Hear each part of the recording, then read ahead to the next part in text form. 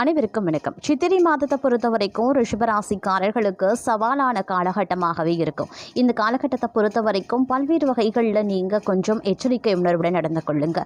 ஏன்னா கிரக மாற்றம் அப்படிங்கிறது உங்களுடைய வாழ்க்கையில் மிகப்பெரிய தாக்கத்தை ஏற்படுத்தவிருக்கிறது. இந்த நேரத்தில் பொருளாதார ரீதியான மோசமான விளைவுகளை எதிர்கொள்ள வேண்டியதாகவும் இருக்கலாம். அப்படிங்கிறதுனால பொருளாதார ரீதியாகவும் பண விஷயத்திலையும் அதீத கவனத்தோடு இருப்பது நல்லது.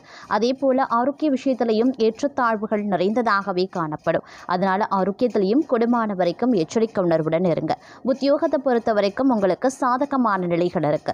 சக பணியாளர்கள் உயர் அதிகாரிகள் தங்களுக்கு சாதகமாக நடந்து கொள்வதோடு தங்களுக்கு சலுகைகளும் சக பணியாளர்கள் தங்களுக்கு ஒத்துழைப்புடனும் நடந்து கொள்வது மன ஆறுதலை தரும். குடும்ப வாழ்க்கையை பொறுத்த வரைக்கும் சுமாரான பலன்களையே நீங்கள் எதிர்பார்க்கலாம். அதே மாதிரி வேலை இல்லாதவர்களுக்கு முயற்சித்தால் நல்ல வேலை கிடைப்பதற்குண்டான வாய்ப்பு அதிகபட்சமாக இருக்கு.